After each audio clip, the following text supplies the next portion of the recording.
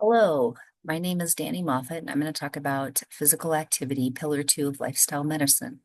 We'll also have Kathleen Tarp as part of this conversation. She will be moderating and answering questions after this presentation has run. Just to remind you, our pledge is that we will always do our best to create an inclusive environment, and we hope that you all feel welcomed and valued. Sedentary behavior is highly prevalent despite growing evidence of adverse effects on the cardiovascular and metabolic system that are independent of the level of recreational physical activity. Results for the association between sitting time and cardiovascular disease are clear. Scientific evidence has shown that physical activity lowers risk for all-cause mortality, as well as diseases such as coronary heart disease, diabetes, stroke, and some forms of cancer. Only 1 in 5 adults meet the 2008 physical activity guidelines for Americans, and physical inactivity is considered the fourth leading cause of death today. Sedentary activities include activities such as watching TV, listening to music, reading and writing, knitting and sewing, playing video or computer games, and riding in a car.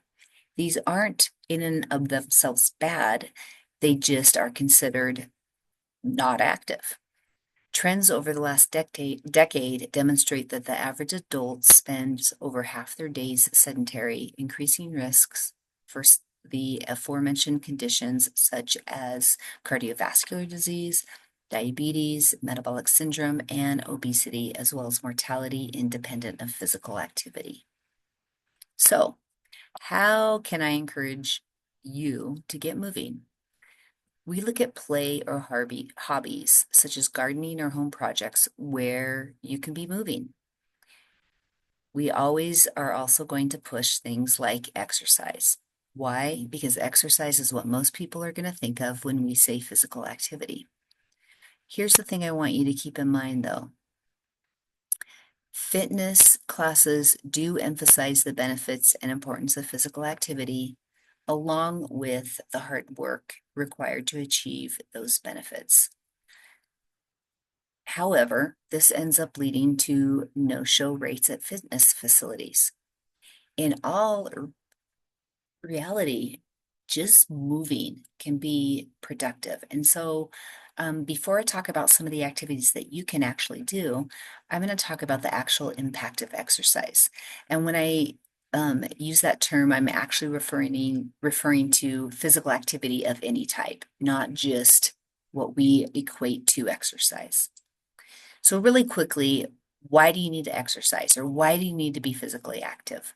Well, it's helpful for different systems of your body. In the case of the circulatory system, it raises the good cholesterol and it reduces the level of the bad cholesterol. It does help lower your heart rate long term, which is a good thing. It reduces your blood pressure and it protects against things such as heart attacks, strokes, and diabetes. For the digestive system, it can relieve constipation, it can promote healthy digestion, and it can have a protective effect against diverticular disease or colon cancer. In the endocrine system, it facilitates the production of human growth hormone, as well as lowering blood sugar levels and improving insulin levels. In the lymphatic system, which is your immune system, it helps protect against some diseases, upper respiratory infections, and things as simple as the common cold.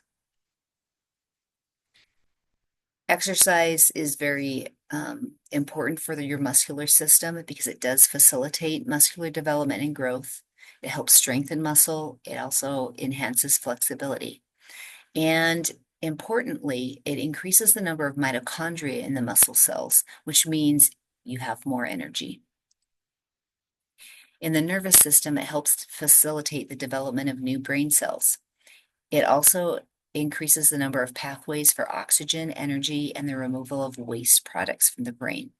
This in turn improves cognitive function, it enhances alertness, and it helps reduce stress levels. It does have a positive impact on women's reproductive health, and it does slow the resting respiration rate.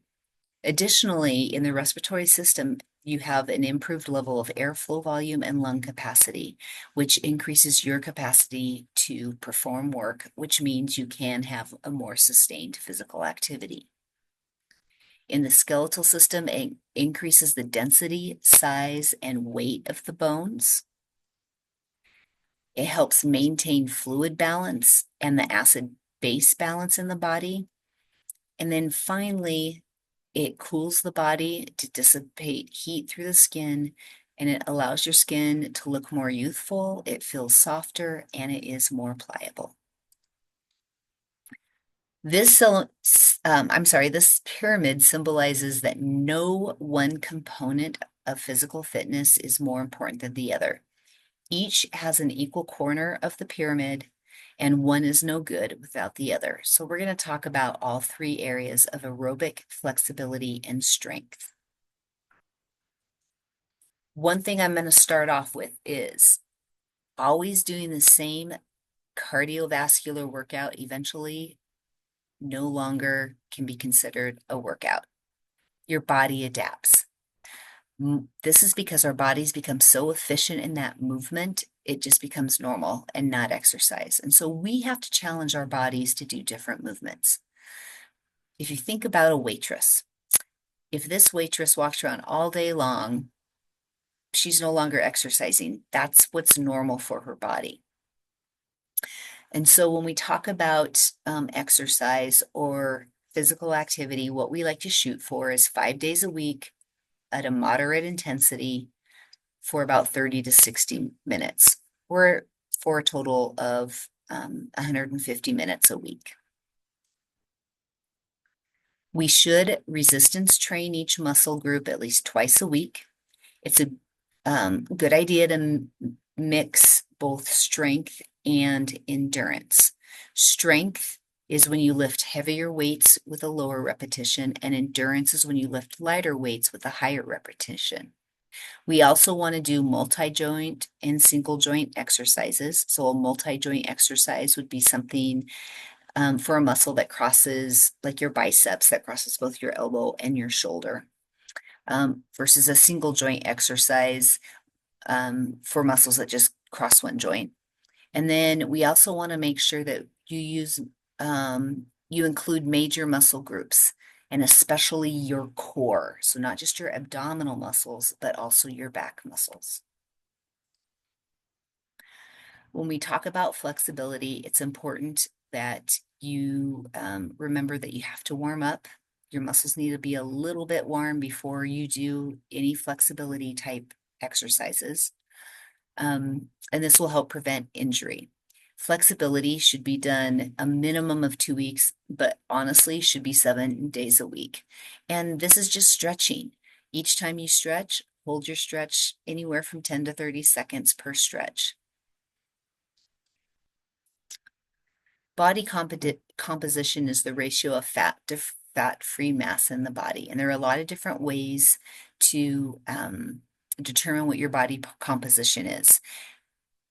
I've given you just some examples of some different body composition or ways to find your body composition, but one of the easiest ways is the waist to hip ratio.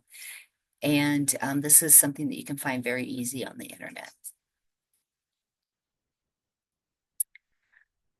Proprioception is very important in order to maintain balance. And if we talk about or define proprioception, it's your sense of joint position in space.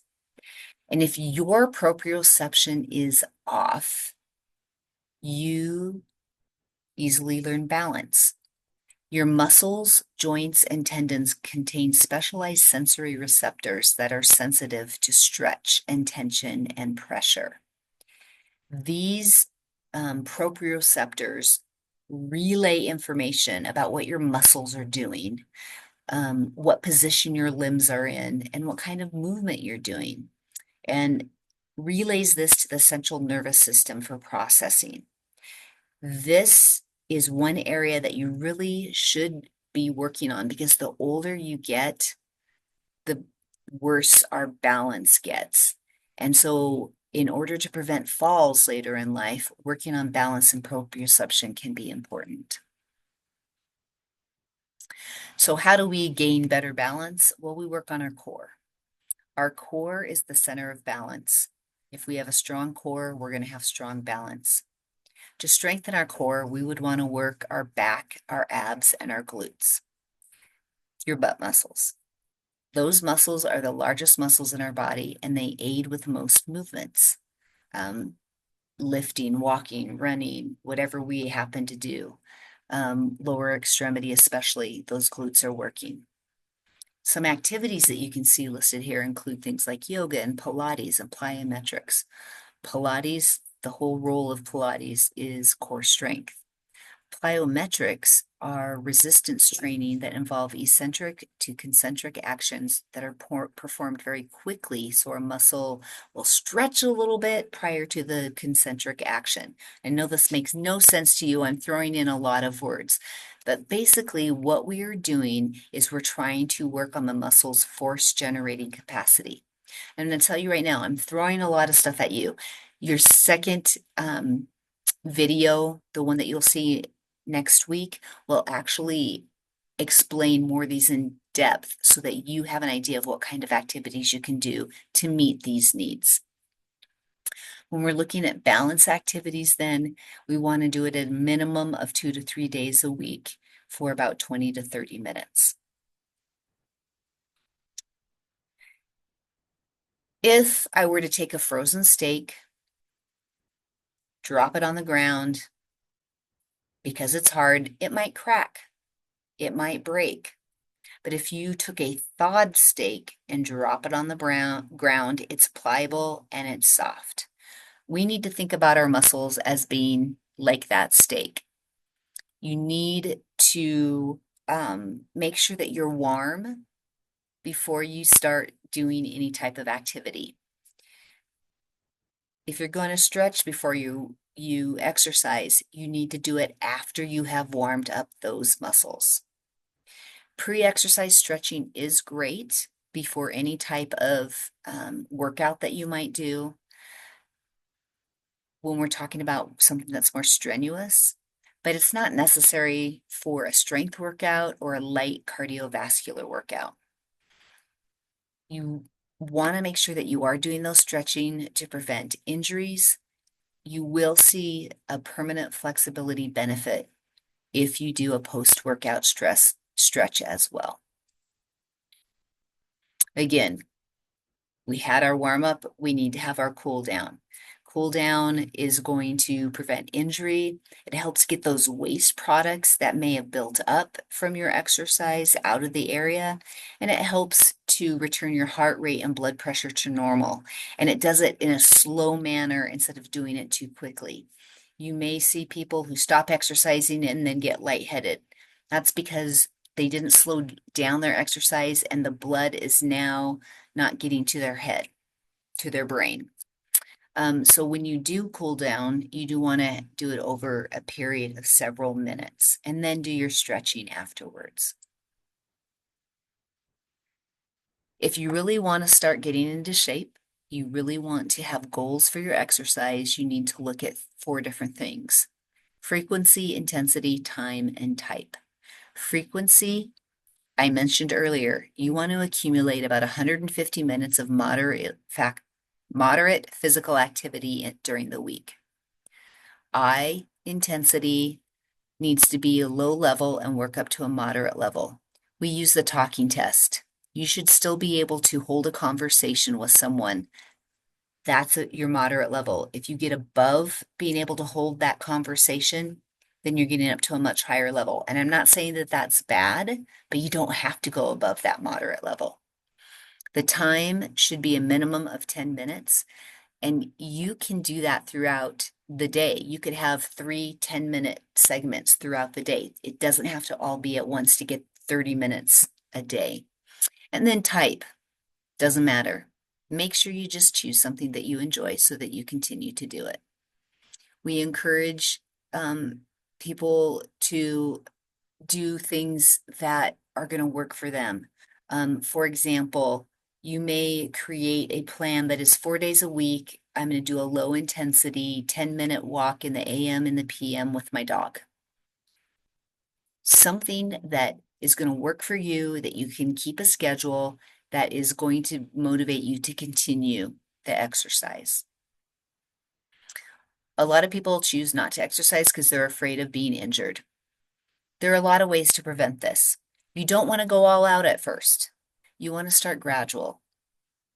If you do something you've never done before, you're going to be sore the next day. If you go out of control crazy, you're going to be really sore the next day, and then you don't want to do it again. So increase gradually, both the intensity and duration. Use proper technique. And that is something that I'm going to share with you in our next video. Make sure you're using the appropriate equipment. Shoes are important. I know shoes can be really expensive, but if you're going to spend any money, get yourself a good pair of shoes. Make sure that you do cross-train. You don't want to be doing the same thing over and over and over. As I mentioned, the waitress who walks all day long, her body becomes used to it, and she's not going to gain any benefits. And so you want to do some different things. And make sure that you do not ignore aches and pains. You need to know the difference, though, between an injury and an ache. And an injury is something that's probably going to happen pretty quickly, and you know when it happened, versus the pain that maybe comes on a day or two later. If you do have injuries, you want to make sure that you treat them the correct way. Rest the affected area as much as you can. I have here until pain-free. If it's muscle soreness because you worked out 2 days ago and you're sore 2 days later, that's very common. It's called delayed muscle onset soreness, DOMS for short. And very often you won't feel sore for 24 to 48 hours. Work through it. Maybe you just don't do as much activity as you did before. You want to ice for about 20 minutes at a time, every couple of hours. Compression, if you need some type of compression, if there's swelling, make sure that you use a pressure bandage, ACE wrap, and then elevate it as well if you can. When you need to see a doctor, if the injured limb or joint is deformed, obviously I shouldn't have to tell you that, but I do want to share. If there's broken skin over the injury site, if you have numbness or tingling that does not disappear, if you can't move an area without pain, and when I say pain, again, it's got to be severe pain, not your achiness because you're using muscles that you haven't used in a while. If the joint feels unstable, you cannot bear weight, or if the swelling is not improving. It's always a good idea to set fitness goals for yourself. You want them to be specific, measurable, action-oriented, and appropriate, realistic, and time-sensitive. So an example may be, I want to walk at least 20 minutes, 5 days a week, over the next 4 weeks. Simple. I'm specific. I'm able to measure it because I'm doing it over the next 4 weeks. It's action-oriented. I'm walking. It's realistic. I can do 20 minutes a day, and it's time-sensitive, 5 times a week over 4 weeks. Setting SMART goals is something that you can do weekly, you can do monthly, or you can do it over the course of a longer period of time. But setting those fitness goals are going to keep you motivated to move forward. All right, so I've given you a lot of information. What do you do now? Well, there are 4 things that I'm going to suggest, and this came from feedback from individuals who don't always have access to gyms or other places to do exercise. And so the 4 areas that I will focus on the next meeting are body weight exercises that you can use instead of having to have a gym and having to have weights. I'm going to show you some body weight exercises. I'm going to show you some stretches for the main muscle groups in your body. I'm going to share with you some yoga tips that you can use. And then I'm going to talk to you about Tabata. And Tabata is a way of exercising that includes cardiovascular, includes body weight exercises, and can be very, very flexible depending on what's available to you. So this is going to be coming your way next week.